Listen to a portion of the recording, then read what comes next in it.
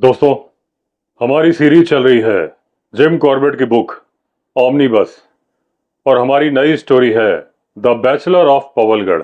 Jim Corbett बोलते हैं कि जो उनका विंटर होम है छोटी हल्द्वानी काला ढूंगी के पास में, वहां से 3 मील की दूरी पर एक खुला इलाका है जहां पर पेड़ पौधे नहीं है और वो इलाका है करीब 400 गज लंबा, 200 गज चौड़ा। इस खुले इलाके के चारों तरफ घना जंगल है, बहुत सारे क्रीपर्स हैं जिनसे केन का फर्नीचर भी बनता है। वो जंगल भी बहुत खूबसूरत था। उस ग्लेड के अंदर मैंने देखा उस खूबसूरत टाइगर को जो पूरे यूनाइटेड प्रोविंस में फेमस था और लोग उसे कह के बुलाते थे बैचलर ऑफ पवलगढ़। 1920 से लेके 1930 के बीच में हर trophy hunter bachelor of Pawalgarh को मारना चाहता था, उसे सजाना चाहता था अपने ड्राइंग रूम में। सर्दियों के दिन थे, अभी अभी सूरज उगा था और मैं पहाड़ी के ऊपर चढ़ गया था। वहां से मुझे नजर आ रहा था वो खुला इलाका। दूर एक स्ट्रीम जाती दिख रही थी और वहां से मुझे आ रही थी रेड जंगल फाउल, जंगली मुर्गे के बोलने की आवाज। हरी हरी घास थी, उसमें ओस की बूंदें चमक रही थी। 50 से ज्यादा स्पॉटेड डियर यानी चीतल वहां चर रहे थे। वहीं पे एक गिरा हुआ पेड़ पड़ा था, उस पर बैठ के जिम कॉर्बेट सुट्टा मार रहे थे। तभी एक मादा हिरण ने अपना सर उठाया। उस मादा हिरण ने जिम कॉर्बेट की तरफ देखा और अलार्म कॉल करी, और जैसे ही वो अलार्म कॉल करी, घने जंगल से निकल के खुले घास के मैदान में आ गया बैचलर ऑफ पवलगढ़। 1 मिनट तक बैचलर वहां खड़ा रहा, इलाके का सर्वे करता रहा। फिर धीरे धीरे बिना किसी जल्दी के उस घास के मैदान पर चलता रहा। अब उसका शानदार फर सर्दियों की सुनहरी धूप में गजब लग रहा था। अब वो किसी महाराजा की तरह कभी इधर देखता था, कभी उधर देखता था और सीधा चलता जाता था। उसके लिए रास्ता बना दिया था हिरणों ने। अब जो पानी की स्ट्रीम बह रही थी उसमें उसने अपनी प्यास बुझाई। उसके बाद उछल कर स्ट्रीम को क्रॉस किया और चला गया घने जंगलों में। उसके बाद घने जंगल से जंगली मुर्गे की 3 बार आवाज आई, यानी कि वो सलामी दे रहा था जंगल के राजा को। जब भी बैचलर आता था, डियर भी कॉल करते थे, जंगली मुर्गे भी कॉल करते थे और लंगूर भी कॉल करते थे। आज बैचलर थोड़ी लंबी दूरी पर निकल आया था क्योंकि उसका घर एक रवीन में था जो कि यहां से था 6 मील की दूरी पर। अब बैचलर ने अपना जो एरिया चूज किया था बहुत ही सही जगह पे किया था, क्योंकि हाथियों की संख्या बढ़ती जा रही थी और टाइगर हाथियों से परेशान ही रहते हैं। अब वो रवीन यानी कि पहाड़ी नाला पहाड़ों के नीचे बह रहा था, करीब आधा मील लंबा था। दोनों तरफ ऊंची ऊंची पहाड़ियां थी जिनकी की ऊंचाई थी करीब करीब 1000 फीट।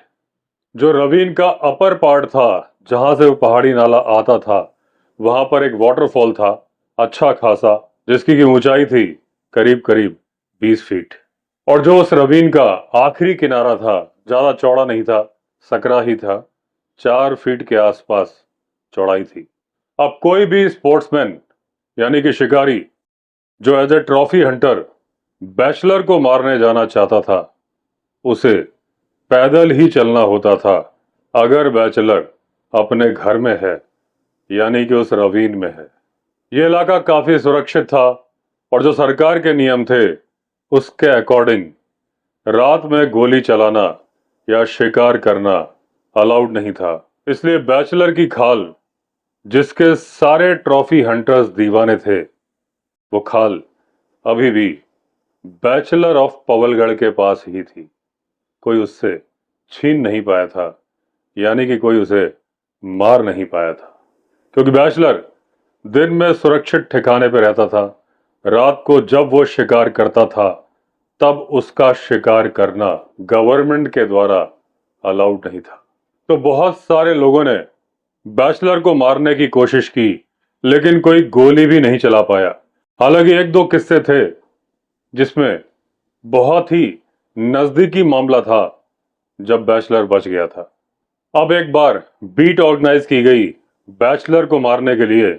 शिकारी का नाम था फ्रेड एंडरसन। पेड़ के ऊपर मचान था। जिस वक्त गोली चला रहे थे फ्रेड एंडरसन, उसी वक्त मचान की रस्सी में एक आदमी उलझ गया। मचान हिल गया, निशाना चूक गया। दूसरी बार हुइश एडी नाम के शिकारी थे। वो बीट ऑर्गेनाइज कर रहे थे। बीट जिस टाइम पर पहुंचने वाली थी, जिस टाइम पर बैचलर आने वाला था, बैचलर उससे पहले ही आ गया था। अभी एडी तैयार नहीं थे, अपना पाइप भर रहे थे सुट्टा मारने के लिए। दोनों ही मौकों पर शिकारियों ने उसे नजदीक से देखा था, कुछ फीट की दूरी से, और एंडरसन ने उसे कहा था कि वो पोनी के आकार का है, यानी कि घोड़े के आकार का, और एडी ने कहा था कि वो गधे के आकार का है। अब सर्दियों ने कुछ ऐसे ही असफल प्रयास देखे, लेकिन कोई बैचलर को मार नहीं पाया, क्योंकि बैचलर का कहना था, रिश्ते में तो हम तुम्हारे बाप होते हैं, नाम है बैचलर। अब जिम कॉर्बेट ने विंधम, जो कि इस इलाके के कमिश्नर थे, उन्हें साथ में लिया, और जिम कॉर्बेट का कहना था कि पूरे भारत में अगर टाइगर को कोई बेहतर समझता है तो वो है विंधम। अब एक फायर लाइन थी जो कि उस रवीन के ऊपर से जाती थी, जिसमें आशियाना था बैचलर ऑफ पवलगढ़ का। मैं विंधम को लेके आया था कुछ फ्रेश पग मार्क दिखाने के लिए जो कि मैंने देखे थे फायर लाइन पर। विंधम अकेले नहीं आए थे, उनके साथ आए थे दो उनके भरोसेमंद, सबसे भरोसेमंद शिकारी। अब जब विंधम ने उन पग मार्क को नापा तो अंदाजा लगाया कि इस टाइगर का साइज होना चाहिए 10 फीट। बिटवीन पैग्स, बिटवीन पैग्स वो होता दोस्तों जब खूंटे गाड़े जाते हैं, टाइगर को लेटा दिया जाता है एक सीध में, उसकी पूंछ भी सीधी कर दी जाती है, और उसकी नाक के पास एक पैग यानी कील, खूंटा गाड़ा जाता है, और पूंछ के आखिरी सिरे पर एक खूंटा गाड़ा जाता है, और फिर इंच टेप लगा के नापा जाता है। इसको बोला जाता है इन बिटवीन पैग्स। दूसरा नापने का तरीका होता है, ये जो मैं बोल रहा हूं ये स्टोरी का पार्ट नहीं है, मैं अपनी तरफ से आपको समझा रहा हूं। एक होता है बिटवीन कर्व्स। उसमें क्या होता है कि नाक के पास एक खूंटा गाड़ा जाता है जिसमें कि रस्सी बांधी जाती है, इंच टेप। उसके बाद जैसे जैसे कर्व्स होते हैं बॉडी के, जैसे एक सिर है, सिर से ऐसे टेप लगा के यहां तक लाए, फिर कंधे से ऐसे मोड़ा, फिर ऐसे उतारेंगे। तो जो टाइगर के कंधे होते हैं उसमें ऐसे उठेगा, कंधे उठे हुए होते हैं, फिर ऐसे जाएगा, तो वो लंबाई थोड़ी बढ़ जाती है। यानी अगर मेरी हाइट 6 फुट 2 इंच है, ऐसे खड़े करके नापी जाए तो यहां पे सीधा नापा जाएगा, वो होगा बिटवीन पैग्स। और अगर इसको ऐसे करके ऐसे मोड़ के नापा जाएगा, ये होगा बिटवीन कर्व्स। तो जो मेरी हाइट 6 फुट 2 इंच है, बिटवीन कर्व्स में 7 फुट 2 इंच हो जाएगी।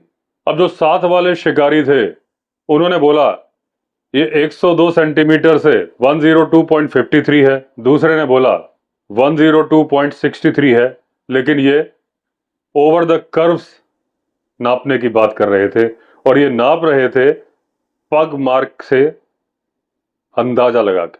लेकिन तीनों के तीनों लोग, विंधम और दो शिकारियों का कहना था, इतने बड़े टाइगर के पग मार्क उन्होंने जिंदगी में देखे नहीं है। अब 1930 में फॉरेस्ट डिपार्टमेंट ने जंगल में काफी एक्टिविटी शुरू कर दी थी, और इससे परेशान होके बैचलर ऑफ पवलगढ़ ने वो रवीन यानी कि पहाड़ी नाला छोड़ दिया। ये बात मुझे मालूम चली दो शिकारियों से जिन्होंने हंटिंग पास लिया था, और वो मारना चाहते थे बैचलर ऑफ पवलगढ़ को। अब जो शूटिंग पास थे, हंटिंग पास, वो केवल 15 दिनों के लिए इशू किए जाते थे, और एक के बाद एक कई पार्टी शूटिंग पास लेके तो आई, लेकिन शूटिंग कर नहीं पाई, क्योंकि सामने था बैचलर ऑफ पवलगढ़। सर्दियां खत्म होने वाली थी। एक डाक रनर जो कि हमारे घर के सामने से रोज निकलता था, क्योंकि उसे 7 मील ट्रैवल करना होता था पहाड़ से लेके मैदान तक।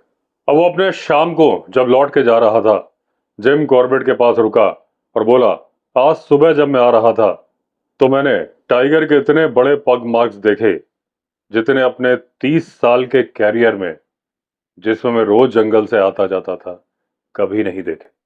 अब उसने बताया, टाइगर पश्चिम दिशा की तरफ से आया था, रोड पर करीब 200 गज तक चला और फिर पूर्व दिशा की तरफ चला गया। और उसने जो रास्ता लिया था वो बादाम के पेड़ के पास से था। अब जिम कॉर्बेट इस पेड़ को अच्छे से जानते थे। ये पेड़ उनके घर से 2 मील की दूरी पर था।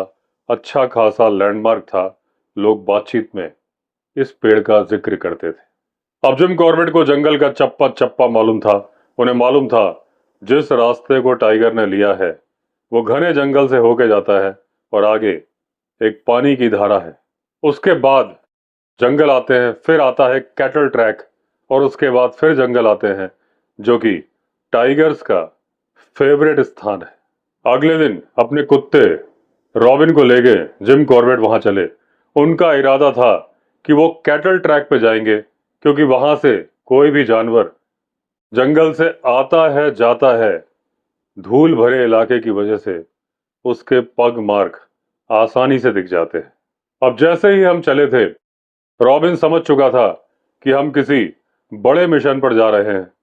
तो रास्ते में जंगली मुर्गे मिले, काकड़ यानी बार्किंग डियर मिले, लेकिन रॉबिन ने उन पर ध्यान भी नहीं दिया।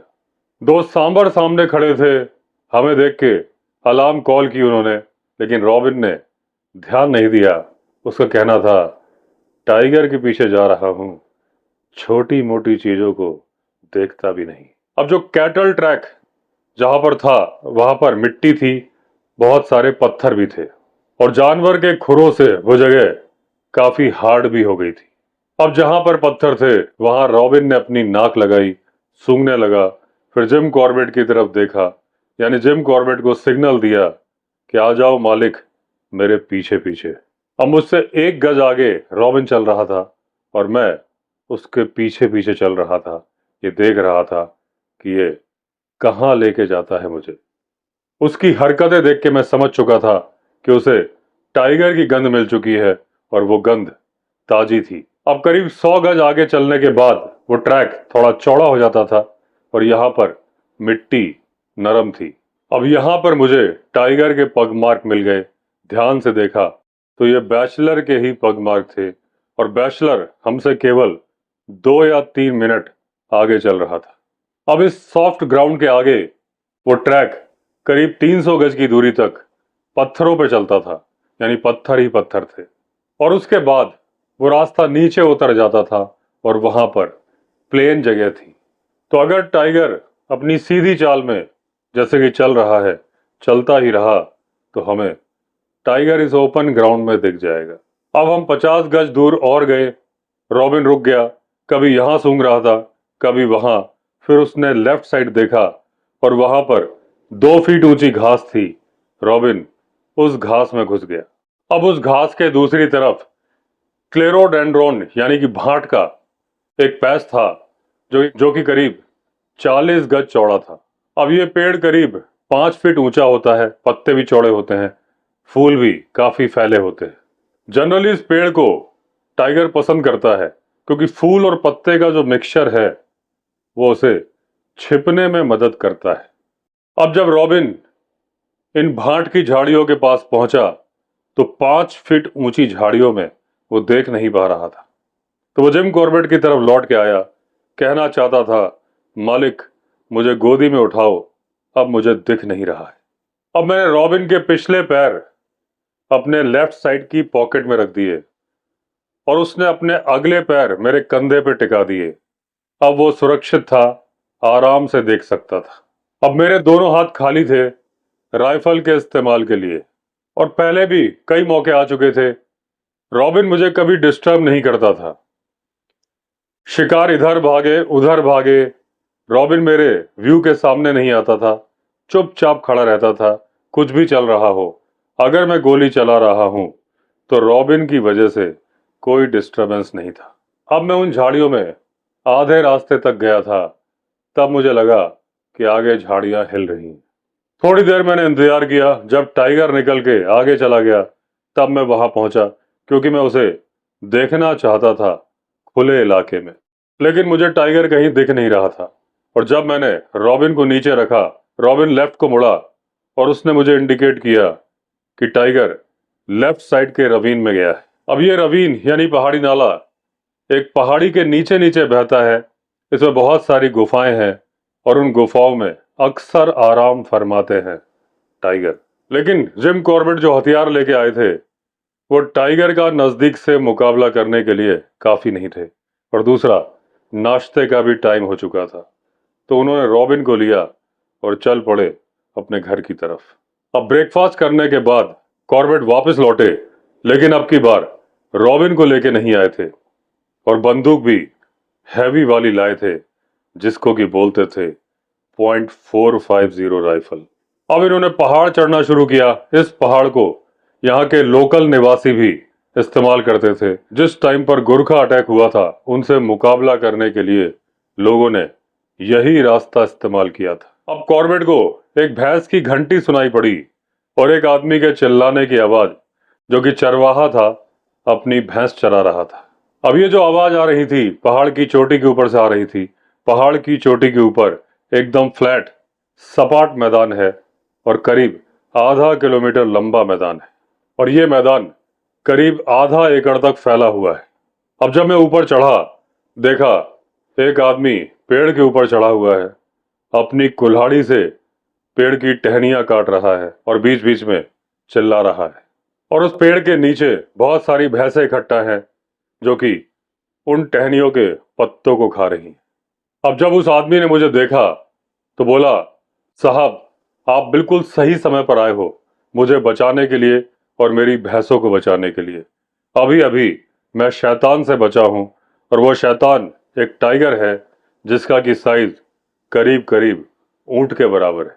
अब उस आदमी की कहानी सुनने पर कॉर्बेट को मालूम चला, जैसे ही जिम कॉर्बेट और रॉबिन वहां से लौटे थे नाश्ता करने के लिए, करीब करीब उसी टाइम पर यह आदमी पहाड़ के ऊपर आ गया था, अपनी भैंसें चरा रहा था। तभी इसने एक टाइगर को आते हुए देखा। अब वो चिल्लाया टाइगर को भगाने के लिए। ऐसा उसने कई बार किया था दूसरे टाइगर्स के साथ, लेकिन यह टाइगर था कि दूर जाने की बजाय इसने ग्राउल करना शुरू कर दिया था। अब यह आदमी भागा, इसके पीछे पीछे भागी इसकी भैंसें, और जो नजदीकी पेड़ इसे नजर आया ये उसके ऊपर चढ़ गया। लेकिन टाइगर आसपास ही चक्कर काट रहा था। वो तो भैंसें थी कि जो अपना सर झुका के टाइगर की तरफ खड़ी थी, इसलिए वो नजदीक नहीं आ रहा था। और शायद टाइगर ने जिम कॉर्बेट को आते हुए सुन लिया था या देख लिया था। वो अभी अभी ही गया था, यानी कि बैचलर का जाना हुआ, जिम कॉर्बेट का आना हुआ। अब वो आदमी जो कि पेड़ पर चढ़ा हुआ था वो मेरा पुराना दोस्त था। अब उस आदमी का अपने गांव के मुखिया से झगड़ा हो चुका था और जब तक झगड़ा नहीं हुआ था उसके पहले तक उसने मुखिया की बंदूक से बहुत सारे अवैध शिकार किए थे। अब उस आदमी ने जिम कॉर्बेट से रिक्वेस्ट की कि उसकी जान भी बचाएं और उसके पशुओं की जान भी बचाएं, क्योंकि उसे डर लग रहा है कि ये टाइगर उसकी भैंसों को मार देगा।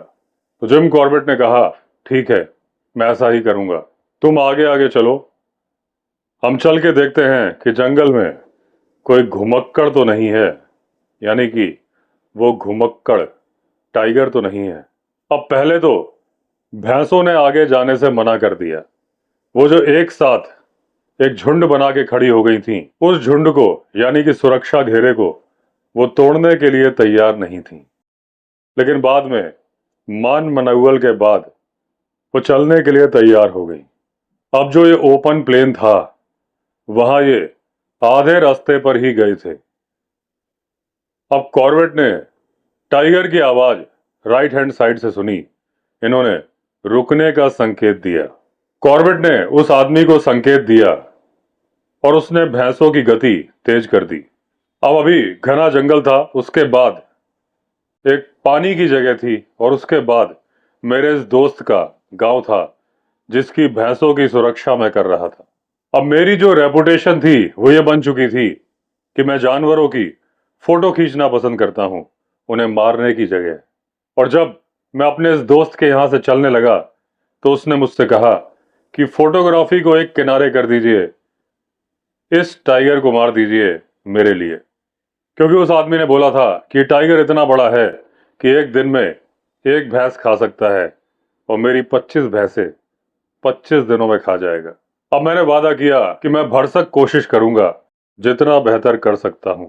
और उसके बाद मैंने अपने कदम पीछे खींच लिए, मैं वापस चलने लगा, क्योंकि अब लगता है हर रोज मुझे कुछ नया एक्सपीरियंस होने वाला था। अब जब मैं प्लेन इलाके में वापस आ गया तो मैं एक जगह बैठ गया ताकि सुनूं टाइगर की आवाज या फिर जंगल के निवासी बर्ड्स, डियर कुछ आवाज करे और मुझे मालूम चले कि टाइगर है कहां। अब कॉर्बेट ने अपने घुटनों पर अपना सर रखा और वो ऊँग रहे थे। तभी उनकी नींद खुली टाइगर के बोलने की आवाज से। टाइगर थोड़ी दूर से बोल रहा था और थोड़ा रुक रुक कर रेगुलर इंटरवल्स पर लगातार बोल रहा था। अब प्लेन्स और पहाड़ के बीच में एक पट्टी है घनी झाड़ियों की, जो कि शायद सबसे घनी झाड़ियों की पट्टी है और मुझे लगता है 100 मील दूर तक जाती होगी। और जो आवाज से अंदाजा कॉर्बेट ने लगाया था वो था कि ये जो झाड़ियों की पट्टी है इसके दूसरी तरफ पहाड़ की तरफ से बोल रहा है टाइगर। पूरा 1 मील दूर नहीं था टाइगर, 3/4 मील की दूरी पर था।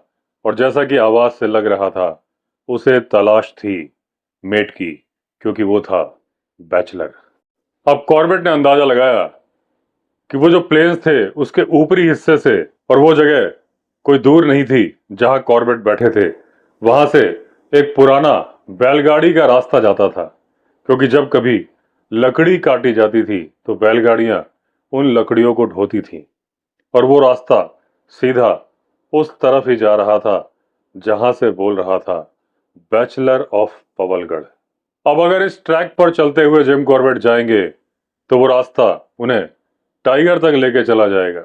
लेकिन वहां पहाड़ पर ऊंची ऊंची घास है और अगर वो अपने कुत्ते रॉबिन को नहीं लेके गए तो वो टाइगर को ढूंढ नहीं पाएंगे, टाइगर को देख नहीं पाएंगे। तो कॉर्बेट ने सोचा कि मैं टाइगर को ढूंढने जाऊं उससे बेहतर है टाइगर को अपने पास बुलाऊं, यानी कि टाइगर मुझे ढूंढते हुए मेरे पास आए। अब जहां पर कॉर्बेट बैठे थे वहां से अगर वो टाइगर की आवाज निकालते तो असली टाइगर यानी कि बैचलर ऑफ पवलगढ़ उस आवाज को सुन नहीं पाता। तो वो उस बैलगाड़ी के रास्ते पर थोड़ा आगे बढ़े, उसके बाद अपनी बंदूक एक जगह टिका के रख दी, पेड़ पर चढ़ गए और पेड़ पर चढ़कर 3 बार टाइगर की आवाज निकाली। अब जैसे ही इन्होंने आवाज निकाली टाइगर ने फौरन जवाब दिया। कॉर्बेट जल्दी से उतरे और जल्दी से जंगल से भाग के मैदान की तरफ आ गए, क्योंकि उन्हें मालूम था कि टाइगर आने वाला है। ये अपने छिपने की जगह ढूंढ रहे थे, लेकिन इन्हें कोई सूटेबल जगह मिली नहीं जहां ये छिप जाए। अब इन्हें जल्दी से जगह ढूंढनी थी क्योंकि टाइगर तेजी के साथ उस तरफ आ रहा था। एक गड्ढा इन्होंने देखा, लेकिन उसमें गंदा पानी, कीचड़ वाला पानी भरा हुआ था। उसको इन्होंने रिजेक्ट कर दिया। फिर इन्होंने डिसाइड किया खुले मैदान में ऐसे ही जमीन पर लेट जाएंगे। अब ये जगह करीब 20 गज की दूरी पर थी जहां पर वो झाड़ियों वाली पट्टी थी, जिसके बाद खुला मैदान था। अब क्योंकि बैलगाड़ी वाला रास्ता भी इसी की सीध में था जहां पर जिम कॉर्बेट लेटे थे, इन्हें 50 गज दूरी तक साफ नजर आ रहा था। वहां पे उस रास्ते पर कुछ झाड़ियां भी झुकी हुई थी। अब कॉर्बेट को उम्मीद थी टाइगर इसी रास्ते से आएगा और जैसे ही उन झुकी हुई झाड़ियों को वो क्रॉस करेगा मैं फौरन उसे गोली मार दूंगा। अब एक बार कॉर्बेट ने चेक कर लिया कि बंदूक लोडेड है कि नहीं है और फिर सेफ्टी कैच खोल दिया। अपनी कोहनियां जमीन पर टिका के आराम से बंदूक से निशाना लगाए हुए जिम कॉर्बेट इंतजार कर रहे थे टाइगर के आने का, यानी कि बैचलर ऑफ पवलगढ़ के आने का। अब जब से मैं मैदान में आ गया था तब से मैंने कॉल नहीं किया था, तो मैंने एक धीमी आवाज में कॉल की, और जैसे ही मैंने कॉल की, टाइगर ने फौरन जवाब दिया। टाइगर करीब 100 गज की दूरी पर था। अब जिस स्पीड से टाइगर आ रहा था, अगर इसी स्पीड से आता रहा तो टाइगर 30 सेकंड में जिम कॉर्बेट को दिखाई दे जाएगा, ऐसा उन्होंने सोचा था। और उन्होंने अपने मन में काउंटिंग शुरू कर दी। लेकिन वो काउंटिंग 30 सेकंड की नहीं, 80 सेकंड तक गई। और जैसे ही इन्होंने 80 तक काउंट किया, सामने झाड़ियों के पास इन्हें कुछ हलचल दिखी। जिस तरफ से झाड़ियां 20 फीट दूर थीं, टाइगर वहां से नहीं आया था, उस तरफ से आया था जहां झाड़ियां 10 फीट दूर थीं। और वहां इन्होंने ध्यान से देखा, टाइगर का सर 4 फीट ऊंची झाड़ियों से बाहर निकला। अब बाकी का टाइगर तो झाड़ियों के अंदर था, जिसको मैं देख पा रहा था वो था उसका सर। अब धीरे धीरे कॉर्बेट ने अपनी बंदूक का डायरेक्शन घुमाया, क्योंकि जिस तरफ से वो आने की उम्मीद कर रहे थे टाइगर की, और जहां वो निशाना लगा के बैठे थे, टाइगर उस डायरेक्शन से आया नहीं था। अब जब ये देख रहे थे, टाइगर का सर थोड़ा तिरछा नजर आ रहा था इनको, और उसने अपना सर थोड़ा नीचे झुकाया था। अब कॉर्बेट ने उसकी दाहिनी आंख के थोड़ा नीचे निशाना लिया और ट्रिगर दबा दिया। और उसके बाद जो हुआ, आधे घंटे तक उससे जिम कॉर्बेट डर की वजह से मरते मरते बचे। अब कॉर्बेट को उम्मीद थी कि गोली मारने के बाद टाइगर जमीन पर गिर जाएगा, लेकिन वो जमीन पर गिरने की जगह हवा में उछला और पीछे झाड़ियों की तरफ एक पेड़ के पास गिरा। ये 1 फुट चौड़ा पेड़ था। ये आधी तूफान में गिर गया था, लेकिन अभी भी हरा था। अब गुस्से में टाइगर ने इस पेड़ पर हमला कर दिया और इसके टुकड़े टुकड़े कर दिए। टाइगर बार बार दहाड़ रहा था और बहुत ही खतरनाक आवाजें निकाल रहा था, ऐसी कि जैसे किसी बहुत बड़े दुश्मन से डील कर रहा हो। उस पेड़ की ब्रांचेज ऐसे उड़ रही थी जैसे कि कोई टॉर्नेडो आ गया हो। जो आसपास की झाड़ियां थी वो भी जोर से हिल रही थी। कॉर्बेट को लग रहा था किसी भी सेकंड टाइगर उनके ऊपर आ जाएगा, क्योंकि जब उन्होंने गोली चलाई थी उसे डायरेक्शन मालूम चल गया था। अब जिम कॉर्बेट इतना डर गए थे, अपनी बंदूक को दोबारा लोड भी नहीं कर रहे थे, क्योंकि उन्हें लग रहा था हल्की सी खटके की आवाज भी टाइगर को उन तक पहुंचा देगी। अब आधे घंटे तक डर के मारे जिम कॉर्बेट लेटे रहे, बिना हिले डुले, पसीने से भीग चुके थे और अपनी उंगली लेफ्ट ट्रिगर पर रखी हुई थी। अब जाके झाड़ियां हिलनी बंद हुई, पेड़ की डालियां हवा में उड़नी बंद हुई। अब धीरे धीरे टाइगर का दहाड़ना कम होता गया और फिर धीरे धीरे बंद हो गया। अब जब दहाड़ना बंद हो गया तो जिम कॉर्बेट ने राहत की सांस ली। अब फिर आधे घंटे तक जिम कॉर्बेट वैसे ही लेटे रहे। राइफल के वजन से उनके हाथ अकड़ चुके थे, उनके हाथ की नस खिंच गई थी। उसके बाद धीरे धीरे अपने पैरों से ही खींच के रिवर्स में पीछे जाने लगे, वो भी लेटे लेटे। 30 गज तक पीछे जाने के बाद धीरे से जिम कॉर्बेट खड़े हुए, झुके झुके पास वाले पेड़ तक गए। कुछ मिनट तक यहां खड़े रहे और उसके बाद चुपचाप अपने घर की तरफ बढ़ चले। अगले दिन जिम कॉर्बेट वापस आए। अपने साथ अपना एक आदमी लेके आए थे जो कि पेड़ पर चढ़ने में माहिर था। पिछले दिन जिम कॉर्बेट ने नोटिस किया था कि जहां पर जंगल शुरू होता है वहां पर एक ऊंचा पेड़ है, और वो जगह काफी नजदीक थी जहां पर टाइगर गया था और जहां से दहाड़ रहा था। हम बड़े ही संभाल के धीरे धीरे उस पेड़ तक पहुंचे। मैं पेड़ के पीछे खड़ा रहा और वो आदमी पेड़ के ऊपर चढ़ गया। अब वो आदमी बड़े ही सावधानी पूर्वक ऊपर चढ़ के देखता रहा। बाद में नीचे आया और उसने बताया कि बहुत बड़े इलाके की झाड़ियां जमीन पर फ्लैट पड़ी है, लेकिन टाइगर का नामो निशान नहीं दिख रहा। अब मैंने वापस उसको पेड़ के ऊपर चढ़ा दिया और बोला कि ध्यान से देखते रहना, और अगर टाइगर की कोई भी हरकत दिखाई दे तो मुझे फौरन इन्फॉर्म करना। अब कॉर्बेट उस जगह पर गए जहां टाइगर ने उत्पात मचाया था। अब जो उसने पेड़ की लकड़ियां तोड़ी थी, पेड़ की जड़ें खोद दी थी, ऐसा उसने जरूर किसी न किसी उद्देश्य के लिए किया होगा। वहां पे बहुत सारा खून फैला हुआ था, लेकिन 2 जगह ऐसी थीं जहां पर खून बहुत ज्यादा था, और एक जगह पर इन्हें एक हड्डी पड़ी हुई मिली, जिसे ध्यान से देखने पर मालूम चला कि टाइगर की खोपड़ी का टूटा हुआ हिस्सा है। अब इसके आगे कोई खून के निशान थे नहीं। जहां 2 खून के तालाब थे ये इस बात को इंगित कर रहे थे कि टाइगर यहीं पर था जब जिम कॉर्बेट यहां से गए थे, और जो प्रीकॉशंस उन्होंने लिए थे वो बहुत जरूरी थे। तभी जिम कॉर्बेट का घर जाना संभव हुआ था, नहीं तो वो कहीं और पहुंच जाते। क्योंकि जहां पर जिम कॉर्बेट लेटे थे और जहां पर टाइगर लेटा था खून के तालाब में, दोनों के बीच में फासला था केवल 10 गज का। वो भारत के सबसे बड़े टाइगर, और वो भी घायल टाइगर के पास में थे। अब उस जगह का मुआयना करते हुए जिम कॉर्बेट को मालूम चला कि थोड़ा खून यहां लगा था, थोड़ा खून वहां लगा था। ये खून तब लगा होगा जब उसका चेहरा झाड़ियों के संपर्क में आया होगा। अब इन्होंने देखा कि ये जो निशान थे एक सेमल का पेड़ जिससे रुई निकाली जाती है, उस तरफ जा रहे थे। अब कॉर्बेट उस पेड़ की तरफ गए, पेड़ पर चढ़ गए। उनका वो आदमी दूसरे पेड़ पर चढ़ा था और वहां से नजर बनाए हुए था। अब जिम कॉर्बेट को बड़ी अनईजी फीलिंग आ रही थी।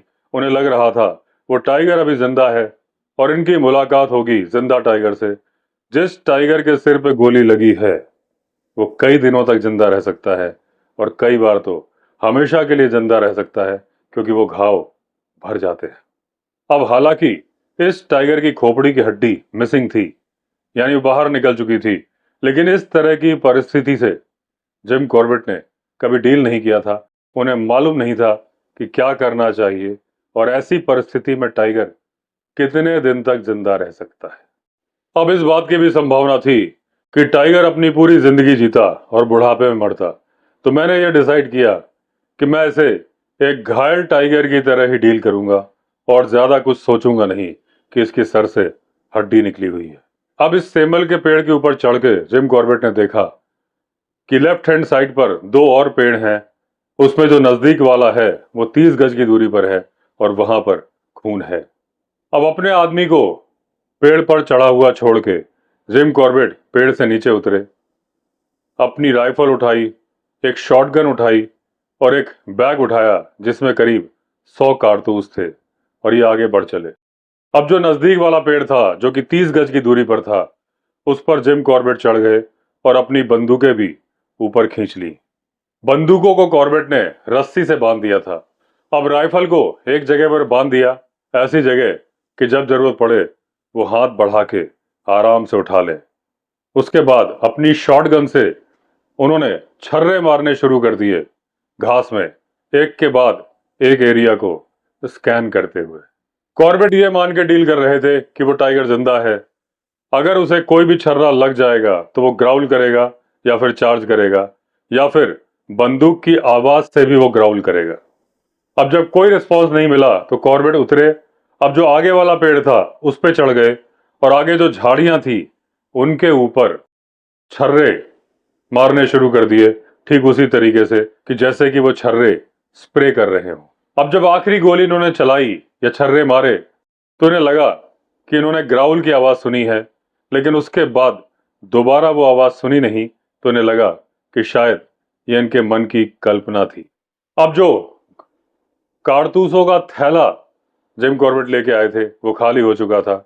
ये पेड़ से नीचे उतरे, अपने आदमी को भी पेड़ से नीचे उतारा और बोले चलो चलते हैं वापस घर। अब जब अगले दिन जिम कॉर्बेट वापस आए तो देखा उनका वो दोस्त जो कि चरवाहा था अपनी भैंसें चरा रहा था उस खुले मैदान में। अब जब उसने मुझे देखा तो उसने राहत की सांस ली, और ऐसा उसने क्यों किया ये मुझे बाद में मालूम चला। अब घास अभी भी ओस से गीली थी, लेकिन एक जगह कुछ सूखी जगह थी जहां हम बैठ गए और मारने लगे सुट्टा। अब जैसा कि मैं पहले बता चुका हूं कि मेरा वो चरवाहा दोस्त अवैध शिकारी रह चुका था। उन जंगलों में बहुत घूमा था जहां टाइगर ही टाइगर घूमते थे, और उसे शिकार का बहुत अच्छा अनुभव था, जंगल के बारे में बहुत अच्छी जानकारी थी। अब जब परसों मैं उसे छोड़ के चला था पानी के पास, और जिस डायरेक्शन में मैं चला गया था वो आदमी उस डायरेक्शन की आवाजें सुन रहा था। अब उसने दो टाइगरों के कॉल करने की आवाज सुनी थी, और उसके बाद एक बंदूक की आवाज सुनी थी, और उसके बाद घायल टाइगर की खतरनाक रोर सुनी थी। उसने ये सोचा कि मैंने बंदूक चलाई है और घायल टाइगर ने मुझे मार दिया है। अब अगले दिन उसने इसी जगह के पास में करीब 100 गोलियों की आवाज सुनी। उसके बाद कुछ समझ में नहीं आया तो उसने सोचा मुझे पता करना चाहिए कि ये माजरा क्या है। अब वहां पर खून की गंध भैंसों ने सूंघ ली थी। वो उस चरवाहे को उस एरिया में ले गई जहां पर खून पड़ा था, सूखा खून पड़ा था और पड़ी हुई थी एक हड्डी। अब उसने अपनी जानकारी के हिसाब से अंदाजा लगाया कि कोई भी टाइगर जिसकी सिर की हड्डी टूट गई हो ज्यादा देर तक जिंदा नहीं रह सकता। और इस उम्मीद में कि वो टाइगर मर चुका है, उसने सोचा कि वो अपनी भैंसों के साथ जाएगा और टाइगर ढूंढ कर दे देगा मुझे।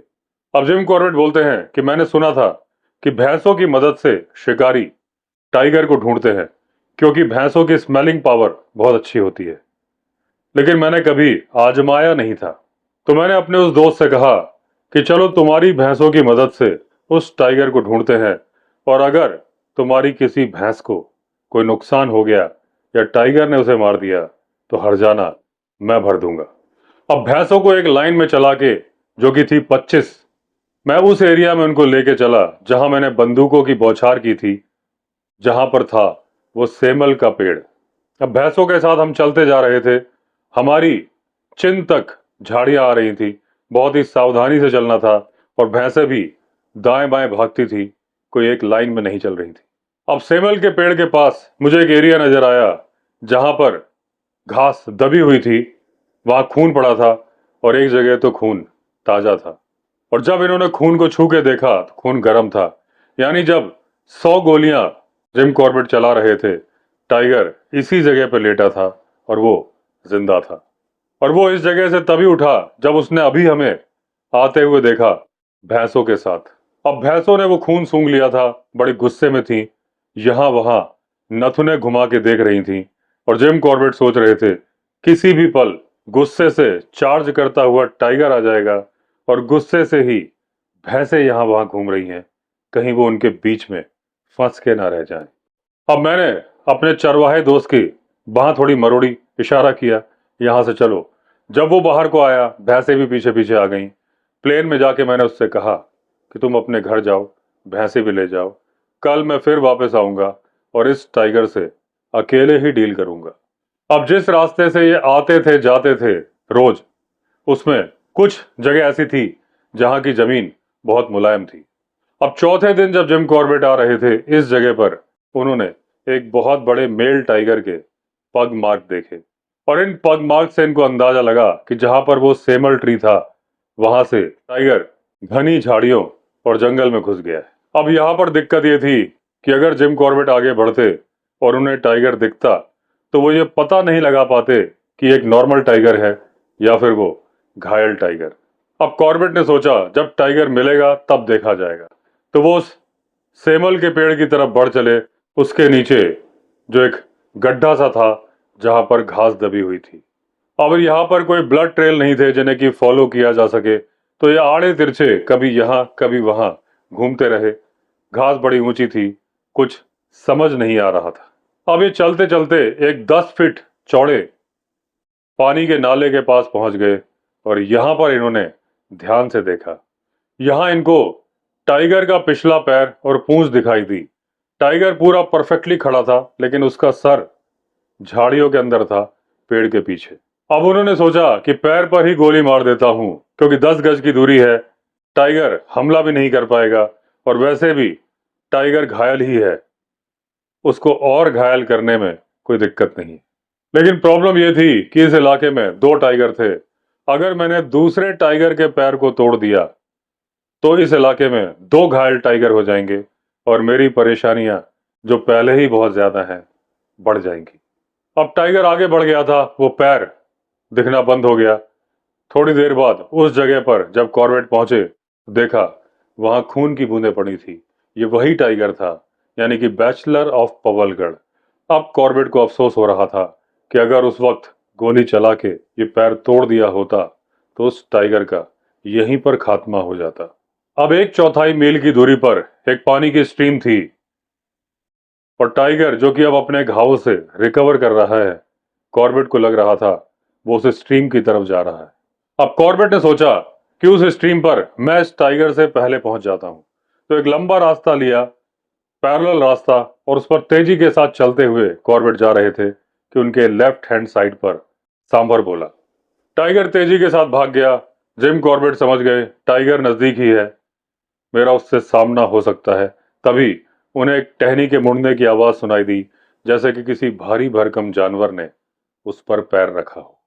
अब यह आवाज करीब 50 गज की दूरी से आई थी और ठीक उस जगह से आई थी जहां से सांभर ने बोला था। सांभर जिस अंदाज में बोला था, ये पक्का था कि उसने टाइगर के लिए अलार्म कॉल दी है जंगल के निवासियों को। और जो टहनी मुड़ने की आवाज आई है, जाहिर सी बात है टाइगर के पैर से ही आई है। तो मैंने डिसाइड किया कि मैं टाइगर की तरफ बढ़ूंगा। झुकते झुकते धीरे धीरे मैं उसी दिशा में आगे बढ़ने लगा।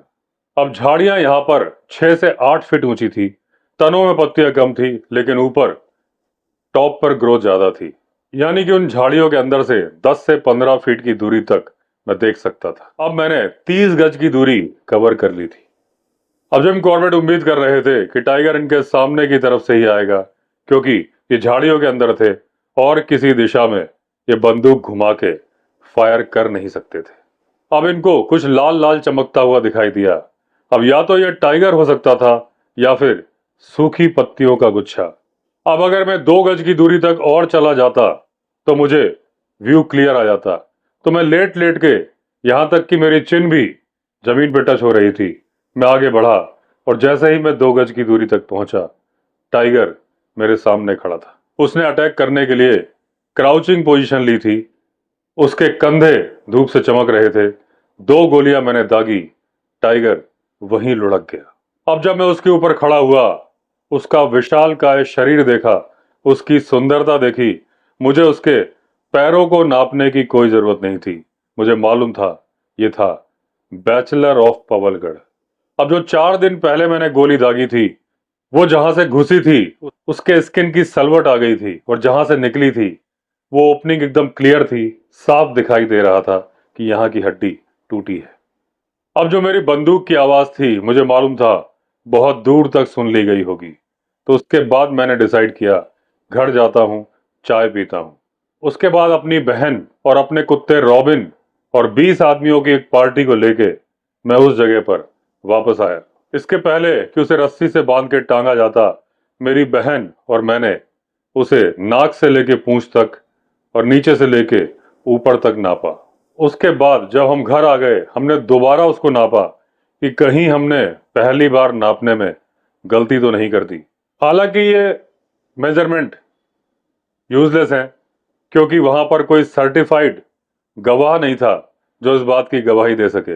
लेकिन फिर भी वो मेजरमेंट मैं यहां पर दे रहा हूं, ताकि जो लोग जंगल जाते हैं उन्हें आइडिया लग सके कि ये कितना बड़ा टाइगर था। विंधम, तुम्हें याद होगा तुमने कहा था कि बिटवीन पेग्स ये टाइगर 10 फीट का होगा।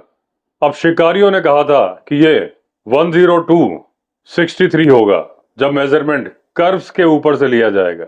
लेकिन मैं आपको बता दूं, जब कर्व्स के ऊपर से मेजरमेंट लिया तो ये था 10273।